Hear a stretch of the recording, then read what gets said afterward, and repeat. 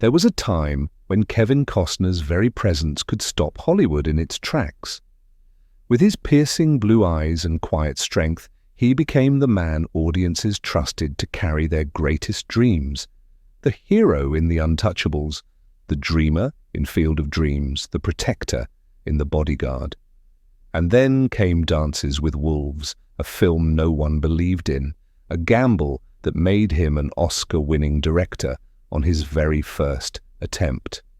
For a moment he stood as untouchable as the legends he once played.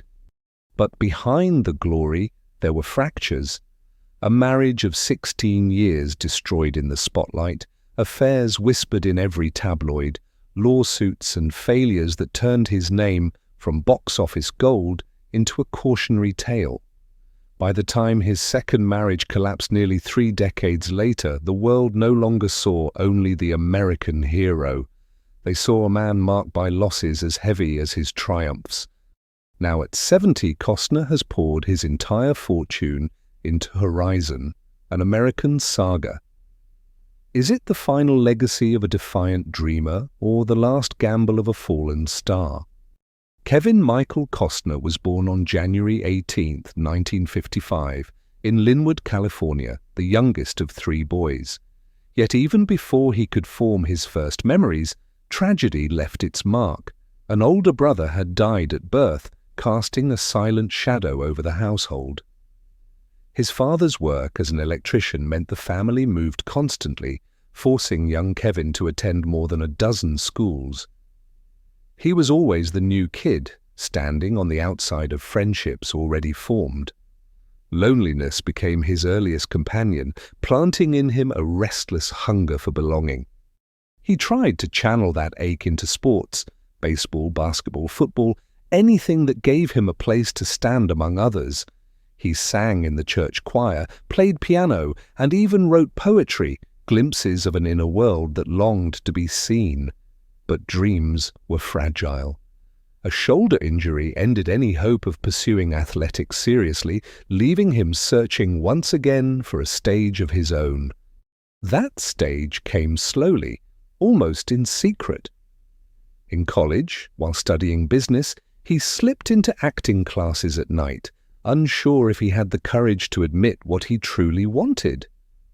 For the boy who never felt at home, the theatre whispered a possibility. Here, perhaps, he could finally belong.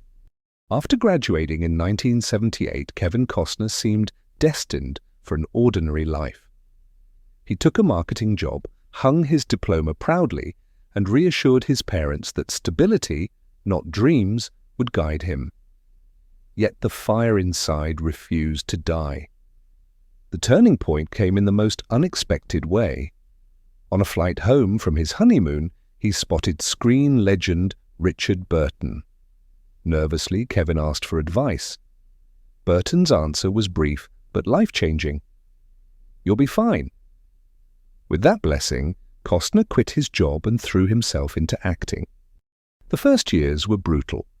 By day, he hauled bricks, drove trucks, even worked on fishing boats. By night, he stood in casting lines that ended in silence. His wife, Cindy Silver, became his anchor, urging him to give it one more year when he nearly gave up. That 1 year became the door that opened everything. In 1985, director Lawrence Kasdan cast him in Silverado. As the reckless cowboy Jake, Costner's energy electrified the screen. Hollywood finally noticed. It wasn't stardom yet, but it was proof that persistence mattered. For a man who had always felt like the outsider, this was his first taste of belonging, the start of a climb that would soon take him to unimaginable heights. By the late 1980s, Kevin Costner was no longer just another struggling actor. He was Hollywood's new leading man.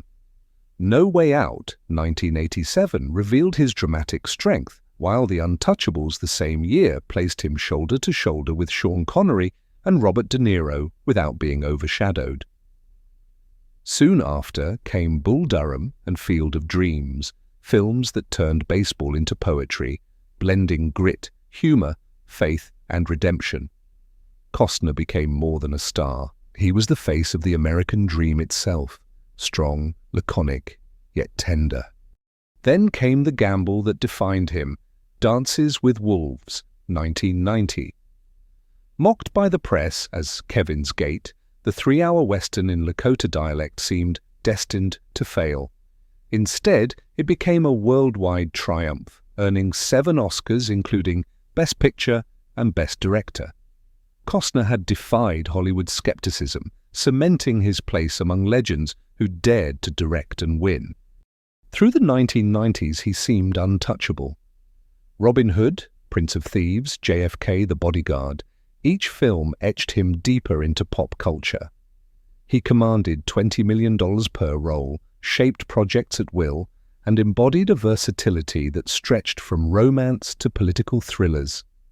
At his peak, Kevin Costner was not just an actor, he was a cultural force. But Hollywood's brightest stars often cast the darkest shadows. For Kevin Costner, the fall began in the mid-1990s. Waterworld, 1995, was meant to be a grand sci-fi epic, but storms, delays, and runaway costs turned it into a symbol of arrogance. Critics mocked it as Kevin's Gate. Worse came with The Postman, 1997. Costner, acting as director, producer, and star, poured his heart and fortune into the project, only to be met with brutal reviews and box office disaster. Almost overnight, the man once considered untouchable became a liability. Agencies dropped him, studios hesitated, and the press branded him reckless. His private life mirrored the chaos. In 1994, his 16-year marriage to Cindy Silver collapsed in one of Hollywood's most expensive divorces. Soon after, news broke of an out-of-wedlock child with Bridget Rooney, a scandal that stained his carefully built image of the all-American man. Tabloids fueled the fire with endless rumors of affairs, while costly lawsuits, like the disputes tied to his oil spill technology venture, added to the sense of downfall. By the early 2000s, Kevin Costner seemed to embody the very cliché Hollywood loves, the fallen hero drowning in the weight of his own ambition. Every great story has a breaking point, and for Kevin Costner, it came not on the screen, but in his private life. After years of rebuilding his career with Open Range and Hatfields and McCoys, he seemed to find stability in his second marriage to Christine Baumgartner. For nearly 2 decades, she and their 3 children gave him the sense of home he had long craved. Yet even that sanctuary collapsed. In 2023, Christine filed for divorce, igniting a public courtroom battle that exposed every detail, from custody disputes to child support demands exceeding $150,000 a month. For the second time in his life, Costner watched a family unravel under the harsh glare of cameras. At 70, instead of celebrating a legacy, he was once again a headline of heartbreak. The man who once stood as Hollywood's ideal of strength and loyalty now faced whispers of arrogance, infidelity, and failure. And yet, even in this storm, he clung to a single dream. He mortgaged his estate and poured more than $30 million of his own fortune into Horizon, an American saga. It is not just a film, it is his last defiant stand, a desperate gamble to turn heartbreak into something eternal. Despite the failures, scandals, and bitter divorces, Kevin Costner's imprint on Hollywood is undeniable. Few actors have carried the weight of an era the way he did. Dances with Wolves not only swept the Oscars, but revived the Western genre, giving Native Americans a rare, humanized voice on screen. With Field of Dreams and Bull Durham, he transformed baseball into something more than sport. It became poetry, a reflection of family, memory, and hope. His influence stretched beyond film. On television, Yellowstone redefined the cowboy myth for a modern world, sparking global fascination with the American frontier once again. Through his band, Modern West, he brought sincerity to music, singing not as a Hollywood star, but as a man with stories to tell. Even his business ventures, whether casinos or environmental technology, revealed a restless ambition, a refusal to sit still. What makes Costner's legacy enduring is not perfection, but resilience. He stumbled, fell, and rose again, proving that failure could be fuel for reinvention. He may never escape the controversies of his personal life, but his artistry has carved a place in cultural memory. Kevin Costner remains for many the eternal figure of the American man, flawed but unforgettable. At 70, Kevin Costner stands at a crossroads where triumph and tragedy collide. He's no longer the invincible leading man of the 1990s, commanding the world's box office with ease. Instead, he is a father of 7, a musician, a risk-taker who still dares to put everything he owns on the line for a story he believes in. Horizon. An American Saga may prove to be his last great masterpiece, or his final heartbreak. Yet perhaps that is what makes him so profoundly human. Costner's journey is not just about the glitter of Oscars or the sting of public scandal. It is about resilience, the refusal to surrender when the world says you are finished. He has lived with contradictions, celebrated and mocked, loved and betrayed, rich in success, yet scarred in love. And still he stands, daring to dream, in the twilight of his career. The question lingers, will Kevin Costner be remembered as the fallen star who gambled too much, or as the storyteller who gave everything to keep faith alive?